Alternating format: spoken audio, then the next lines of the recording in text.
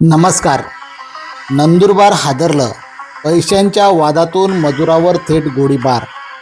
बिलाडी शिवारातील थरारक घटना.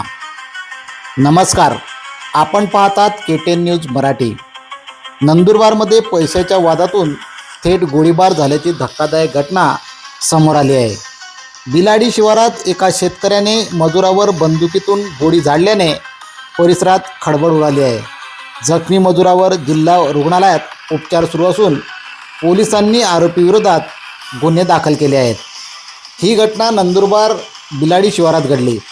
मिळालेल्या माहितीनुसार पप्पू उर्फ संजय आनंदा वाघ यांच्या शेतात संजय मनसाराम ठाकरे हा मजुरीचे काम करत होता.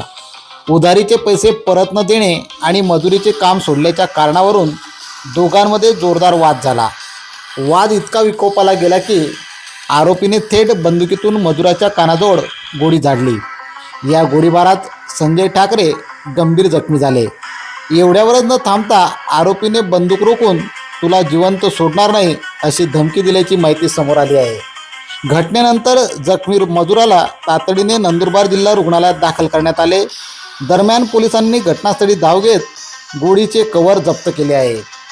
या प्रकरणी आरोपी पप्पू उर्फ संजय आनंदा वाघ याच्या विरोधात शस्त्र अधिनियमासह गंभीर गुन्हे दाखल करण्यात आले आहे. पुढील तपास पोलीस प्रशासनाकडून सुरू आहे. दरम्यान जिल्हा पोलीस अधीक्षक अश्विनी सानप यांनी नागरिकांना अफवांवर विश्वास न ठेवण्याचे आवाहन केले असून आरोपींवर कठोर कारवाई केली जाणार असल्याचे सांगितले आहे. अशाच वेगवान आणि विश्वासार्ह बातम्यांसाठी KTN न्यूज मराठीला सबस्क्राईब करा. व्हिडिओला लाईक आणि शेअर करायला विसरू नका. KTN news Marathi, Nandurbar. Nandurbar taluka police स्टेशनच्या हद्दीमध्ये गोळीबाराची घटना झाली. अशा प्रकारे कंट्रोलला आणि पोलीस स्टेशनला कॉल आल्यावरून मी इथे व्हिजिटला आलेली आहे. ही जागा जी आहे ही नंदुरबार तालुका पोलीस स्टेशनच्या हद्दीमध्ये येते आणि गोळीबाराची घटना झाल्याचे पुरावे इथे मिळत आहेत. प्रायमाफेसी जी काही माहिती मिळालेली आहे त्यावरून आर्थिक संबंधातून आणि आपापसातील व्यवहारातून ही घटना झाल्याचं प्रथमदर्शनी दिसून येत आहे. आपला पोलीस तपास सुरू आहे. विक्टिम जो आहे त्याचं स्टेटमेंट सुरू आहे आणि त्यानुसार जे काही कायदेशीर कार्यवाही करणं पुढे आवश्यक आहे ती कार्यवाही आपण करत आहोत.